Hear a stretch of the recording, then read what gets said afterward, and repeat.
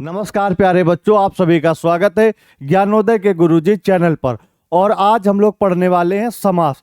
सबसे पहले हम लोग बात करते हैं समास होता क्या है। तो समास का अर्थ होता है संक्षेप, यानी किसी भी बात को संक्षेप में कहना। क्या है हो गया, उसका अर्थ समास हो गया। यानी जब दो शब्दों को संक्षेप में लिख देना, उसी को समास कहा गया। जैसे संधि होता है, संधि में क्या होता है, दो वर्ण होते हैं, ठीक है ना। संधि में दो वर्णों के मेल को संधि कहते हैं। उसी तरह समास जो होता है वो दो शब्दों का मेल होता है, ठीक है, इसको कहेंगे समास। और जब दो वर्ण मिलते हैं तो वह संधि होती है।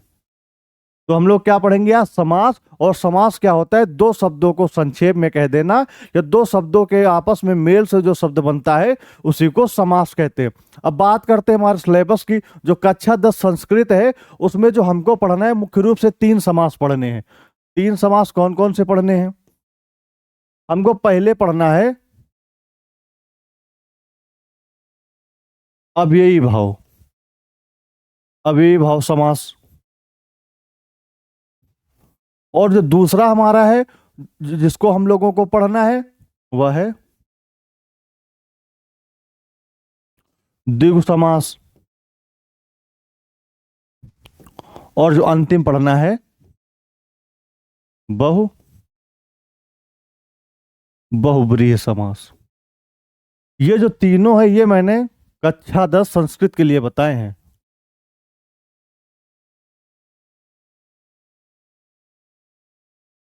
कक्षा 10 संस्कृत के लिए, ठीक है।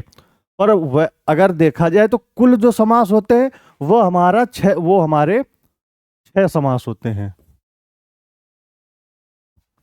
6 समास होते हैं, ठीक है। वो कौन कौन से होते हैं? तो पहला हमारा होता है अव्ययी भाव, दूसरा होता है तत्पुरुष, और तीसरा जो होता है उसको हम लोग कहते हैं द्वंद्व, और जो चौथा होता है बहुब्रीहि समास।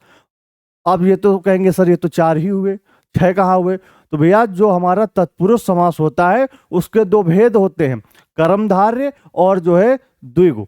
इन दोनों को जोड़ लिया जाता है तत्पुरुष के अंदर, तो कुल मिलाकर के 6 भाग हो जाते हैं, ठीक है। तो समास इस तरह हमारे कैसे 6 हो गए, इनको हम लोग आगे देखेंगे। जो हमारे समास 6 होते हैं वह कौन कौन से हो गए, तत्पुरुष में दोनों ऐड करने के बाद। और ऐसे कुल कितने होते हैं? 4 समास होते हैं। तो आप लोग कंफ्यूज मत होइएगा, क्योंकि बहुत सारे बच्चे होते हैं कि सर 4 समास होते हैं कि 6 समास होते हैं।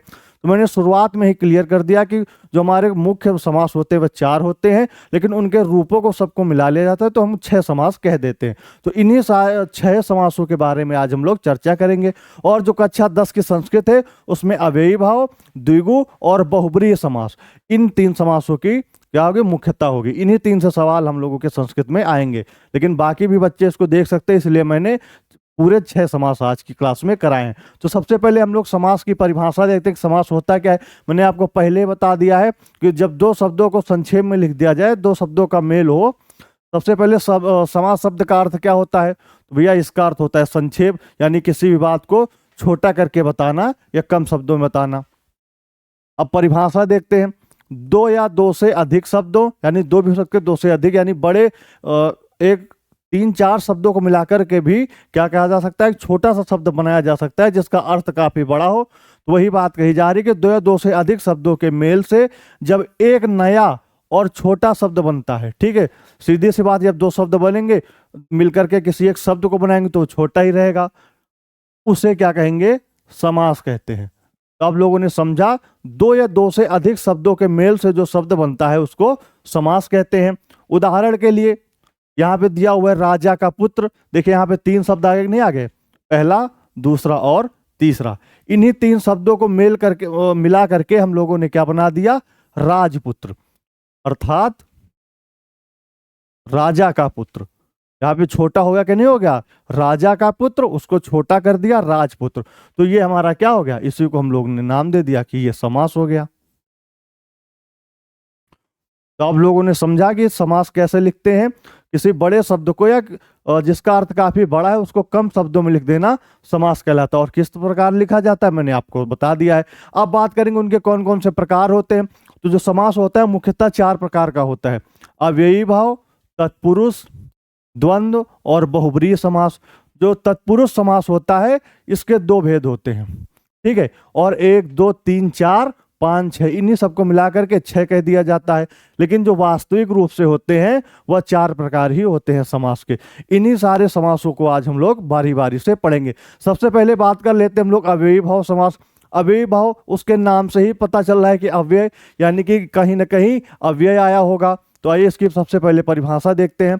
जिस समास में पहला पद अव्यय हो। अब आप लोग कहेंगे सर ये अव्यय क्या होता है? तो भैया अव्यय वो शब्द होते हैं जिनमें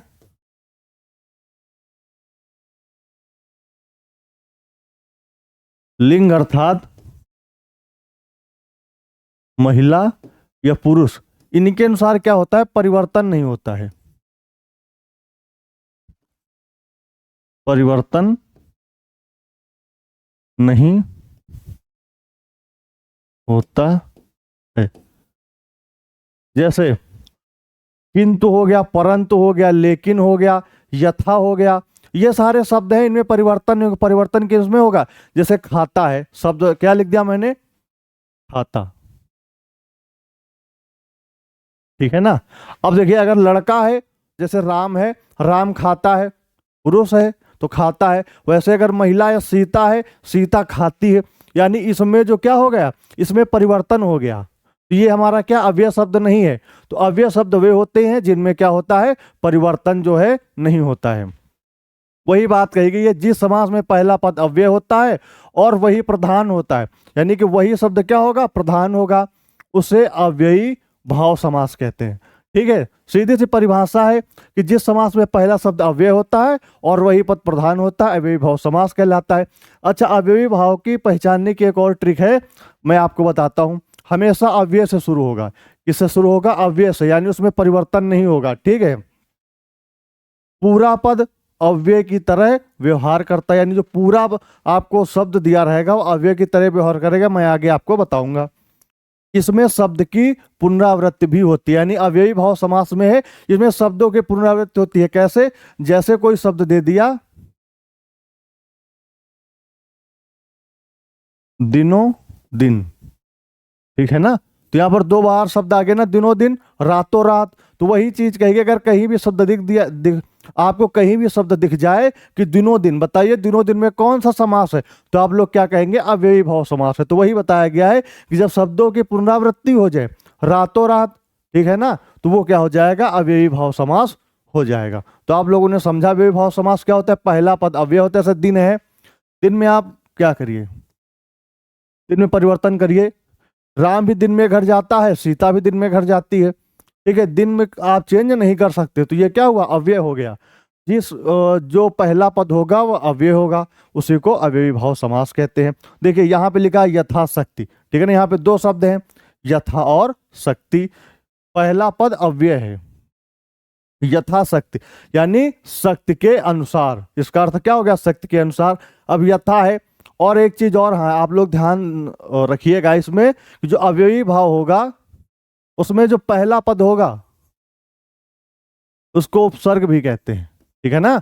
उपसर्ग, जैसे उपसर्ग आप समझते हैं ना, औपसर्ग, अनुपसर्ग, परिउपसर्ग, ये सारे उपसर्ग होते हैं। तो पहला शब्द होगा वो उपसर्ग होगा, ये भी आपको ध्यान रखना है। अगर आपके सामने अगर कहीं पे लिखा हुआ आपको नहीं याद आ रहा है तो आप याद करिए। जैसे यथाशक्ति है, यथा उपसर्ग है, यथा अनुसार, यथाशक्ति, यथा संभव, ठीक है ना। यथा से बहुत सारे शब्द बनते हैं ना, तो आपको क्या पता चला कि यथा जो है क्या हमारा उपसर्ग है, यथा अव्यय शब्द है। तो इससे आप लोग क्या करेंगे? अव्ययी भाव समास की पहचान करेंगे। प्रति, अब दूसरा देखिए प्रतिदिन, यहाँ पे प्रतिदिन है ना, तो प्रतिदिन, प्रतिदिन, प्रतिरात, ये सारे क्या हैं?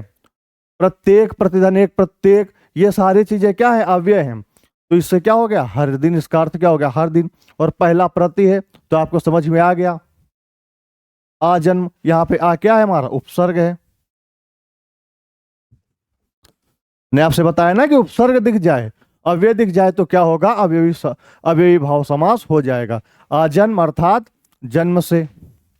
समझ में आ गया आप लोगों को कि अव्ययी भाव की पहचान कैसे करेंगे? भूलेंगे नहीं। पहला पद क्या होगा? आपको केवल 2 चीजें याद रखनी है। पहली कौन सी? सबसे पहले आपको जब याद रखना है तो केवल 2 चीजें याद रखनी है, सारी चीजें भूल जानी है। आपको कुछ नहीं याद रखना है, बस केवल 2 से 3 चीजें याद रखनी है। कौन कौन सी याद रखनी है? पहला, बस 2 चीजें याद रखिए, आपको याद रहेगा। पहला पद क्या होगा? अव्यय होगा, ठीक है ना, अव्यय मैंने बता दिया, जिसमें कोई चेंज नहीं होगा। और जो दूसरा शब्द हमारा होगा वो क्या होगा? उपसर्ग। बस इन 2 चीजों को समझ लिया तो समझ लिया अव्ययी भाव आपका क्लियर हो जाएगा, इसको आप कभी भी नहीं भूलेंगे। और मैंने दोनों चीजें बहुत ही बेहतरीन ढंग से आपको समझा दी। और जो उसके बाद हमारा दूसरा समास आता है उसकी बात करते हैं, तत्पुरुष समास। तत्पुरुष समास में क्या होता है? ये विभक्तियों वाला समास इसको कहा जाता है, क्योंकि इसमें होता क्या है, विभक्ति का लोप हो जाता है। आइए इसकी सबसे पहले परिभाषा देखते हैं। जिस समास में उत्तर पद प्रधान हो, ठीक है ना, कभी कभी आपसे पूछ लेता है कि बताइए जिस समास में उत्तर पद प्रधान हो उसे क्या कहते हैं, तो उसको क्या कहेंगे? तत्पुरुष समास। पहला पद उसका विशेषण होता है, उसे क्या कहेंगे? तत्पुरुष समास कहते हैं। पहला पद विशेषण अर्थात पहला पद होगा वह विशेषता बतलाएगा, किसकी? दूसरी पद की। तो हम लोगों ने इसमें क्या सीखा? पहली बात कि पहला पद क्या होगा? पहला पद जो हमारा होगा वो भैया विशेषण होगा। और विशेषण आपको पता ही होगा, हिंदी में आप लोगों ने पढ़ा होगा, संज्ञा या सर्वनाम की विशेषता बताने वाले, संज्ञा या सर्वनाम की विशेषता बताने वाले शब्दों को विशेषण कहते हैं। तो देखिए, सबसे पहले देखते हैं इनके एग्जाम्पल को देखते हैं कि कैसे इनको उदाहरणों के द्वारा इसको पहचानेंगे।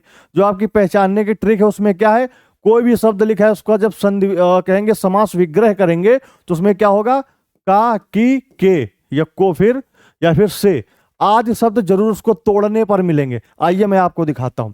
जैसे पहला शब्द है राजपुत्र, तो राजपुत्र को क्या कहते हैं? राजा का पुत्र। तो यहाँ पे देखिए का आया कि नहीं आया? आ गया ना। और का कौन सी विभक्ति है? छठी विभक्ति है। और कौन सी? संबंध, संबंध कारक है ना, तो यहाँ पे छठी विभक्ति हो गई। जलपान, यानी कि जल का पान करना, कहते नहीं भैया जलपान कर लीजिए, जल का पान, यहाँ पे भी देखिए का आ गया। विद्यालय, विद्या का आलय, संधि होती है ना, विद्याधनालय, तो विद्या का आलय, यहाँ पे भी कारक चिन्ह।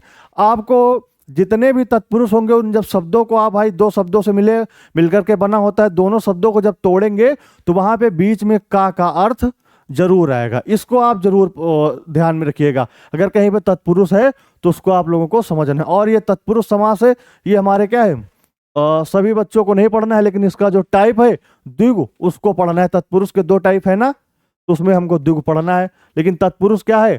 बीच में जब का आ जाए। आप सभी को बहुत अच्छे ढंग से तत्पुरुष भी समझ में आ गया होगा। मैं फिर आपको समझा दे रहा हूं कि कोई भी शब्द है उसको जब तोड़ेंगे तो बीच में का अर्थ जरूर आएगा, और अगर का अर्थ आ गया तो वहां पे तत्पुरुष समास आ गया। अगला हमारा है कर्म धारय। ये जो है 10वीं की संस्कृत में क्या है, नहीं है। जो हमारी 10वीं की संस्कृत है उसमें नहीं है, फिर भी इसको पढ़ेंगे क्योंकि आगे हमको काम में आएगा। और बाकी जो हिंदी मीडियम, हिंदी जिनका विषय वो भी देख लेंगे तो उनको भी काम में आएगा, उनको क्या होगा, एक तरह से रिवाइज हो जाएगा। जो कर्मधारय समास होता है तो उसमें जो मेन होते हैं 2 शब्द होते हैं, एक विशेषण होता है और दूसरा विशेष्य होता है। विशेषण क्या होता है? विशेष क्या होता है? विशेषण वो होता है जो संज्ञा सर्वनाम की विशेषता बतलाता है, और विशेष जिसकी विशेषता बतलाई जाती है। जैसे आप हैं, आपके अगर बारे में हम आपकी बड़ाई कर रहे हैं, आपके गुणों का वर्णन कर रहे हैं, तो आप विशेष हुए। विशेष हुए कि नहीं हुए? और जब विशेष हुए तो उसी शब्द बन गया विशेष से, ठीक है। तो उससे क्या हुआ? विशेष जिसकी विशेषता बतलाई जाए। मैं लिख दे रहा हूं, जिसकी क्या की जाए? विशेषता बतलाई जाए।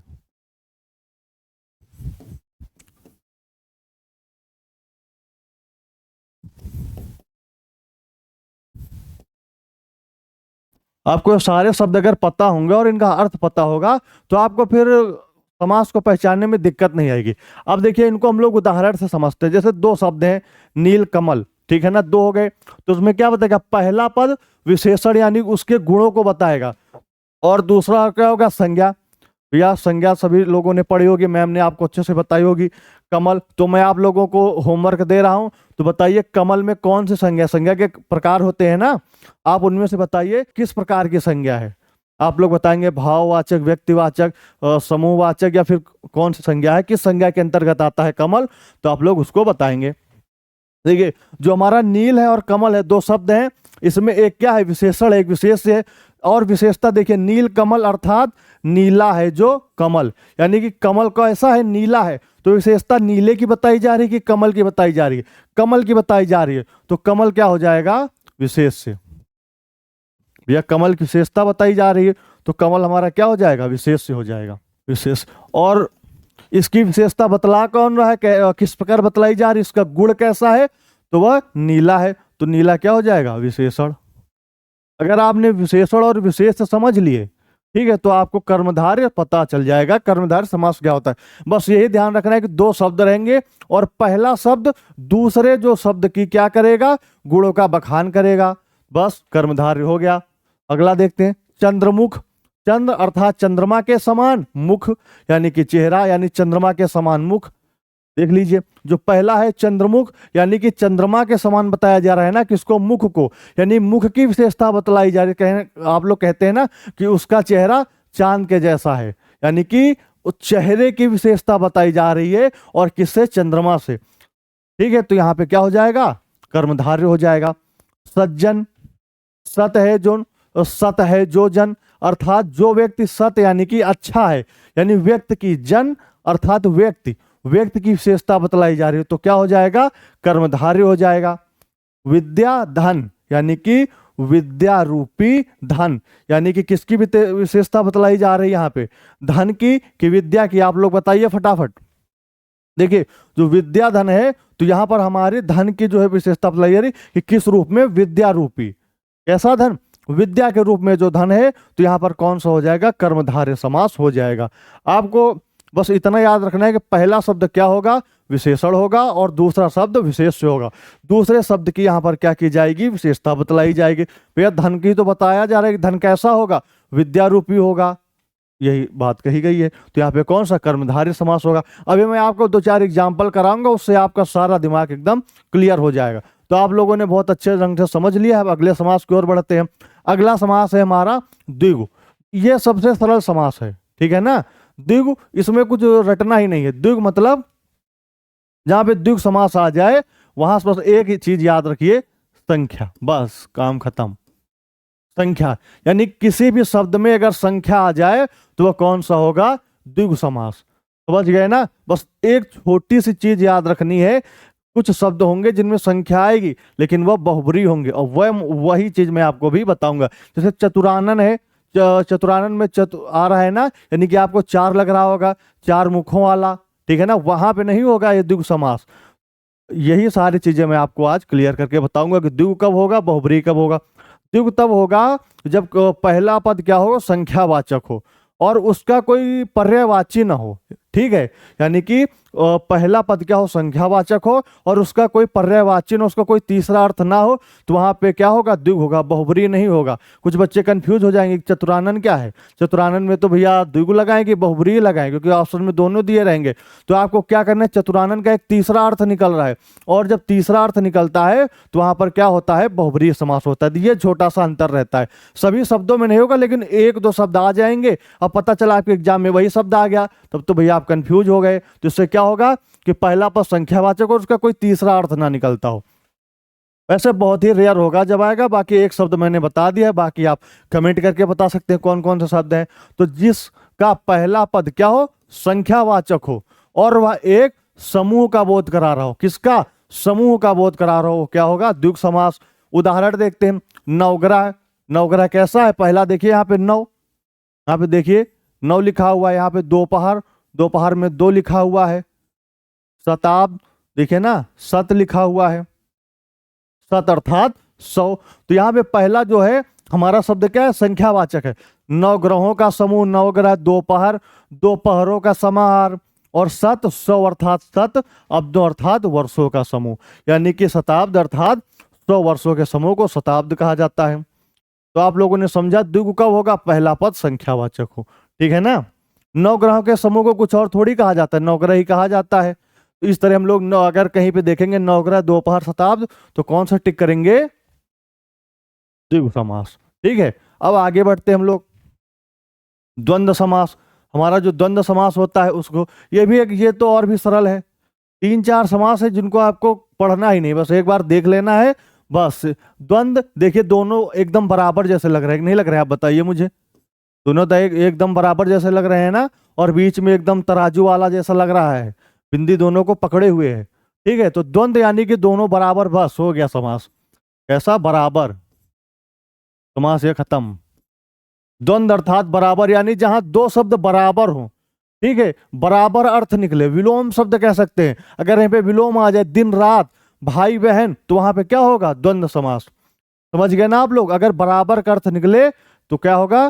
द्वंद्व समास। से दिन रात, सुबह शाम, ठीक है, मम्मी पापा, इस तरह करके जो शब्द हैं वो द्वंद्व समास में आएंगे। एक बार परिभाषा देख लीजिए। जिस समास में दोनों पद समान रूप से प्रधान होते हैं, यानी कि दोनों पद क्या है? समान रूप से प्रधान है, उसे द्वंद्व समास कहते हैं। समझ में आ गया? द्वंद्व समास किसे कहते हैं? दोनों समान होते हैं। पहचानने की ट्रिक क्या है? दोनों शब्दों के बीच में और या फिर एवं जैसे शब्द योजक शब्द लगाए जाते हैं। यानी जो योजक शब्द है, योजक शब्द मैं बता रहा हूं, ये जो आपको बीच में दिख रहा है, ये हमारा योजक शब्द होते हैं। ऐसे अगर आ जाएं तो आप लोग क्या समझेंगे कि ये कौन सा समास है? द्वंद्व समास है।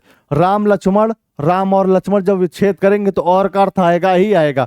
दिन रात, दिन और रात, सुख दुख, सुख और दुख, माता पिता, माता और पिता, यानी कि दोनों बराबर है ना भैया। मम्मी जितनी प्यारी है उतने पापा भी प्यारे हैं। ठीक है, जितना सुख है वाकई में, बाकी सुख दुख तो हमें प्यारा नहीं होता है, सुख तो सभी को प्यारा है, लेकिन दोनों क्या है? बराबर हैं। समझ में आ रहा है कि दोनों का क्या है? बराबर प्रभाव है। उन्हीं सारे शब्दों को क्या कहते हैं? द्वंद्व समास। यानी कि एक दूसरे का विलोम भी कह सकते हैं, जैसे आकाश पाताल। समझ में आ गया? इस तरह के शब्दों को क्या कहेंगे? द्वंद्व समास। और ये बराबर होंगे। और एक ट्रिक क्या है? योजक चिन्ह। बस दो चीजों को याद रखिए, योजक चिन्ह। अगर कहीं पे भी आपको योजक चिन्ह दिख जाए तो बिना भूले सीधा कौन सा टिक करेंगे? द्वंद्व समास। ठीक है, ये सबको क्लियर हो गया? आगे बढ़ते हैं हम लोग। आगे बढ़ते हैं बहुब्रीहि समास। ये समास भी आसान है, बहुब्रीहि समास। इसमें भी दो तीन चीजें याद रखिए। जब दो पद होंगे तो दोनों पदों को मिलाकर के कोई तीसरा अर्थ बनेगा, वहां पे बहुब्रीहि होगा। और एक चीज और याद रखेंगे, पर्यायवाची शब्द। जो पर्यायवाची शब्द आएंगे वो कौन सा समास होगा? बहुब्रीहि समास होगा। ये चीजें आपको याद रखनी है। जिस समास में कोई भी पद प्रधान न हो, दोनों में से कोई भी पद प्रधान न हो, क्या है? तीसरा ही अर्थ निकलता है।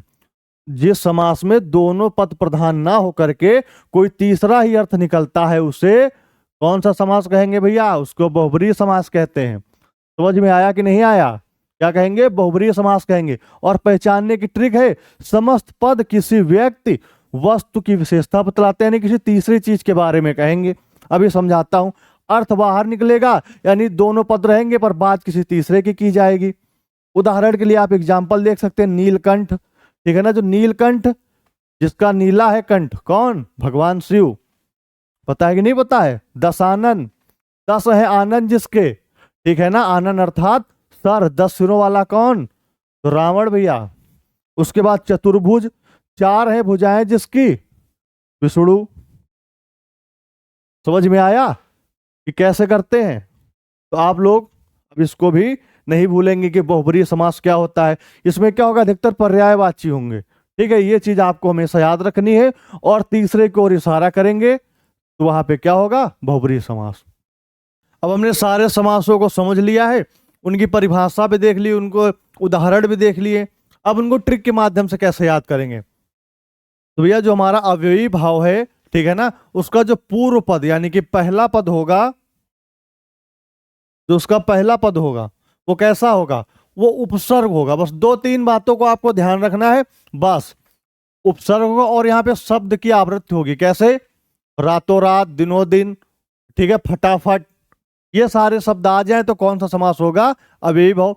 तत्पुरुष, इसके दो भेद हैं, तत्पुरुष है, और इसके जो भेद हैं कर्मधार्य और दिगु, इसी के भैया चेला हैं। इनको क्या करना है? इन तीनों को एक जैसे रखना है। इनका क्या होगा? उत्तर पद यानी बाद वाला पद प्रधान होगा। और इनको अगर तत्पुरुष है उसको कैसे समझेंगे? अगर का की के कारक चिन्ह आ जाए, ये उसमें छुपे रहते हैं, अगर उसको तोड़ेंगे, जैसे राजमहल आप लोगों को बता ही चुके हैं।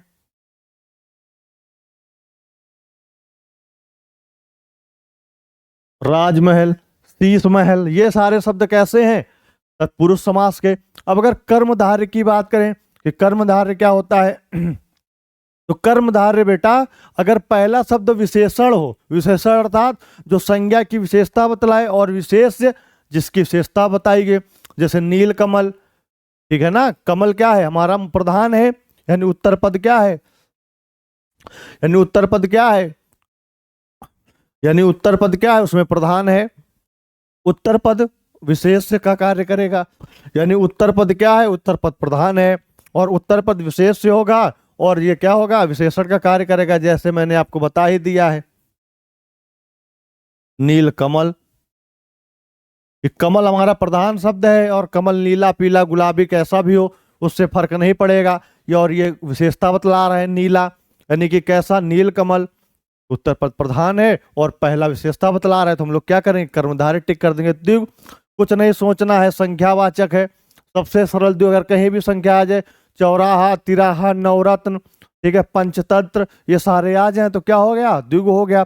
द्वंद्व, यहाँ पे शब्द ही देख लीजिए, दोनों एक जैसे हैं, बीच में तराजू लटका हुआ है पकड़ने वाला, दोनों बराबर हो, यानी दोनों पद बराबर हो, दोनों पद प्रधान हो, और या फिर आ जाए या फिर योजक चिन्ह, जैसे माता पिता, योजक चिन्ह आ गया ना, माता और पिता। बहुब्री, बहुब्री में क्या होगा?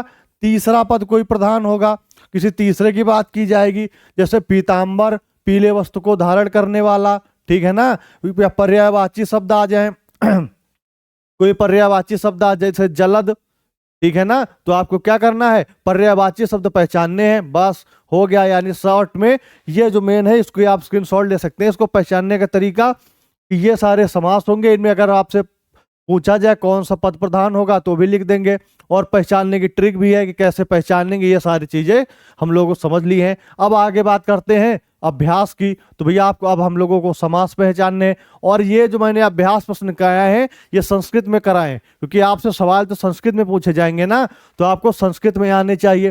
प्रतिदिनम, ठीक है ना, आपको बताना है। में दो शब्द हैं, प्रति और दिनम, ठीक है ना। प्रतिदिनम यानी कि रोज रोज, तो प्रति यहाँ पे पहले देख लीजिए प्रति हमारा अव्यय है और प्रति क्या? उपसर्ग भी है। प्रतिकार, प्रतिहार, प्रतिदिनम, ठीक है ना, ये सारे शब्दों से बना हुआ है प्रतिदिनम, यानी कि प्रति क्या? उपसर्ग है, तो कौन सा हो जाएगा? अव्ययी भाव। ऐसे आपको याद रखने। राजमहल अभी बता दिया है, राजा का महल कौन सा समास? तत्पुरुष। मात पितरों, अब देखिए संस्कृत में शब्द आएंगे तो आपको इसका अर्थ भी पता होना चाहिए। मात पितरों, माता और पिता, माता और पिता अर्थात जहां पे और आ जाए वहां पे कौन सा? भैया वहां पे तराजू तौलना पड़ेगा आपको।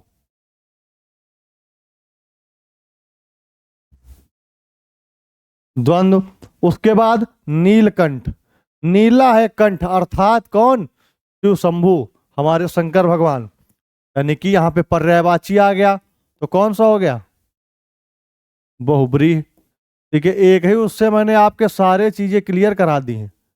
एक सवाल थे, और हमको जो पढ़ना कौन कौन सा है? अव्ययी भाव, बहुब्री।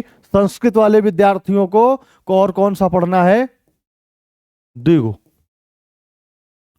ठीक है ना।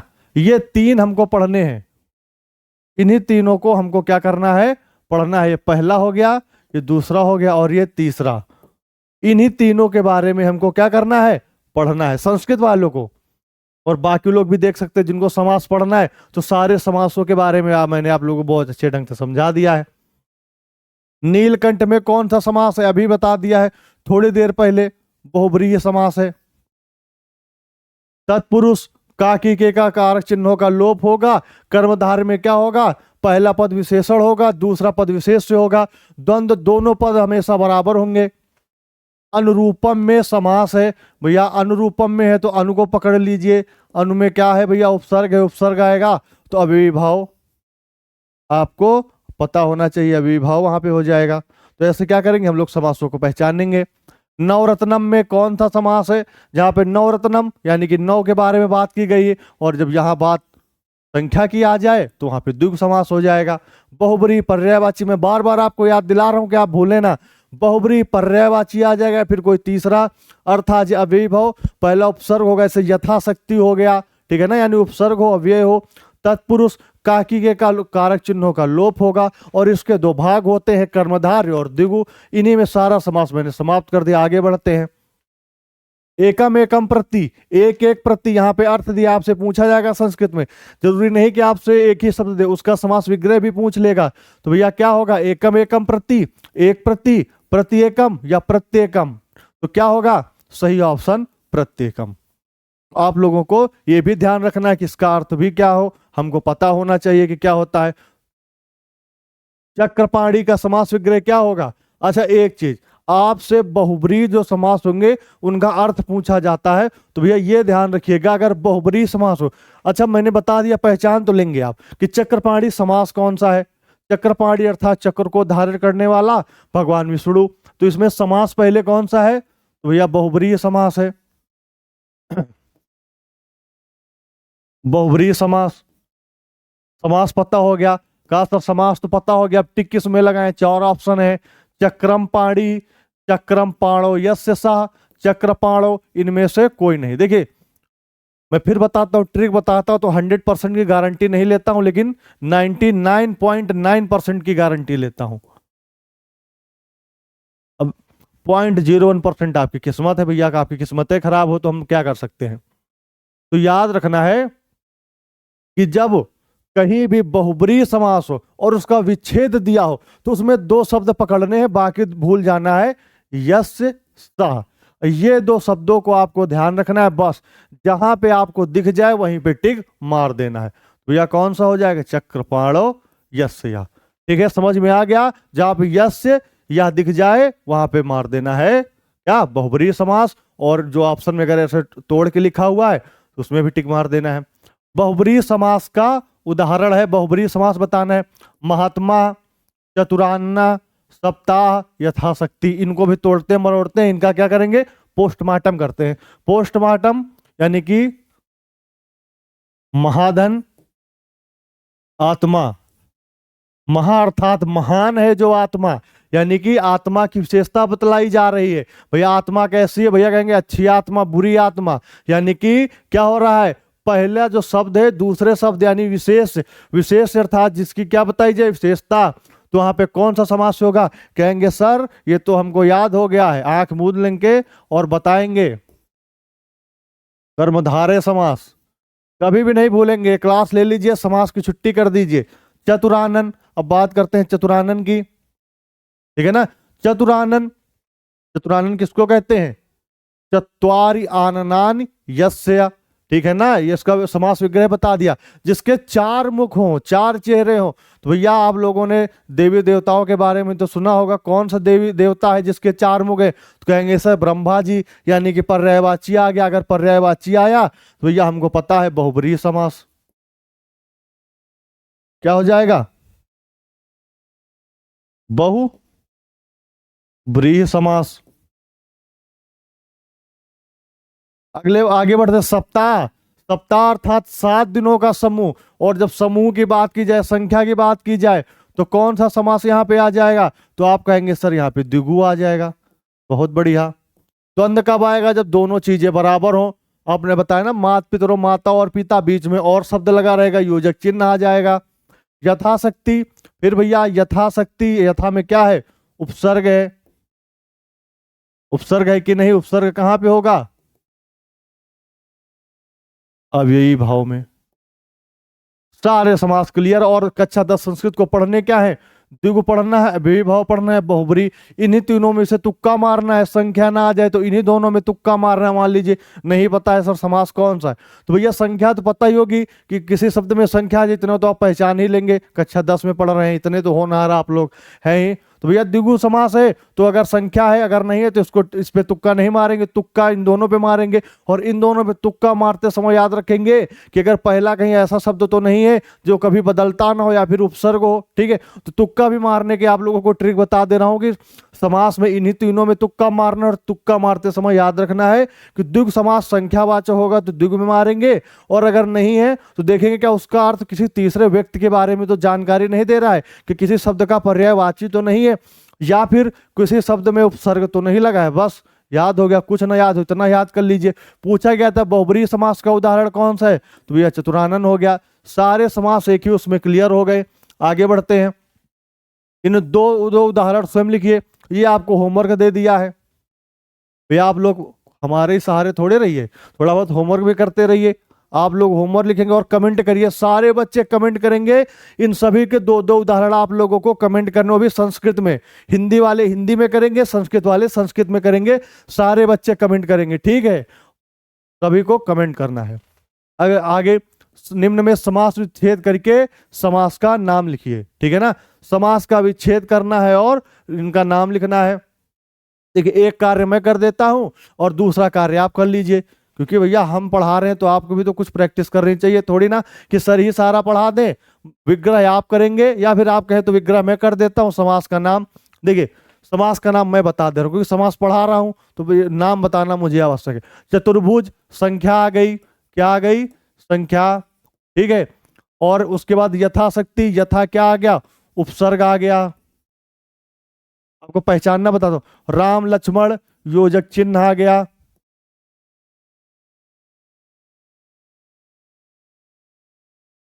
आप लोग पढ़ते पढ़ते खुद टीचर बन जाएंगे, ठीक है ना। ऐसा पढ़ाएंगे कि सारे बच्चों को मास्टर बना देंगे। राजमहल, ठीक है ना, बीच में एक चीज गायब है का, राजा का महल। नीलकंठ, देखिए ये विशेषता बतला रहा है और ये शब्द है विशेषण प्लस विशेष से। विशेषण पता है ना सभी को, विशेषण किसे कहते हैं, संज्ञा सर्वनाम बताने वाले शब्दों को विशेषण कहते हैं।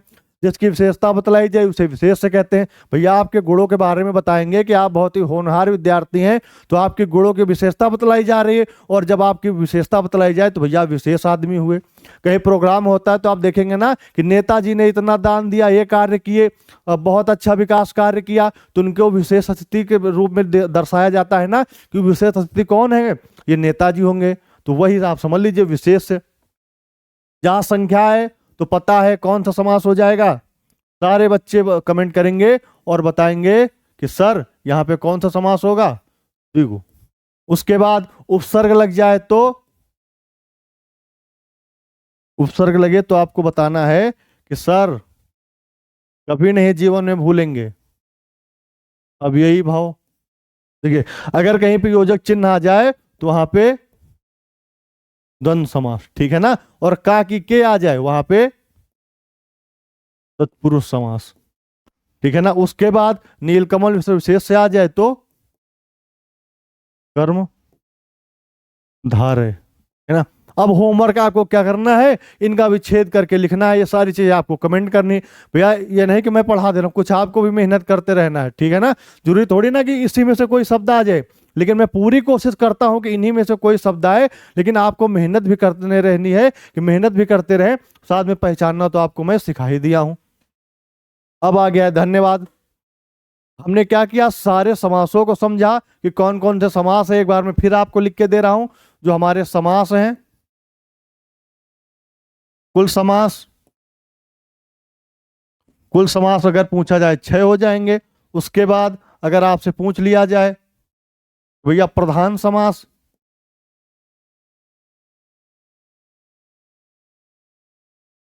प्रधान समास 4,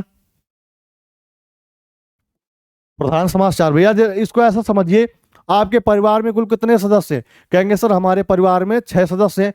प्रधान सदस्य, तो प्रधान कौन होंगे, मम्मी पापा हो गए या भाई हो गए। आप अपने घर के प्रधान सदस्य थोड़ी ना है, प्रधान वो होगा जो आपसे बड़ा होगा, ठीक है ना। ये ऐसे समझेंगे कि जो हमारे कुल समास हैं 6 हैं, कुल सदस्य कितने हैं परिवार में 6 हैं, और प्रधान समास कितने हैं 4 हैं। इन्हीं चारों को पहले एक एक करके फिर मैं आप लोगों के लिए लिख दे रहा हूं।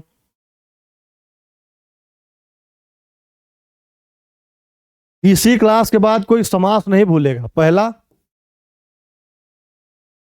अव्ययी भाव, आगे मैं समास नहीं लिख रहा हूं क्योंकि पता है समास की क्लास चल रही है, समास ही होंगे। अव्ययी भाव, उसके बाद तत्पुरुष लिख दे रहा हूं। तत्पुरुष, तत्पुरुष के 2 भाग हैं, कौन कौन से हैं सभी को पता है, कर्मधारय और द्विगु। उसके बाद द्वंद्व, उसके बाद उसको भी थोड़ा उधर ले जाते हैं।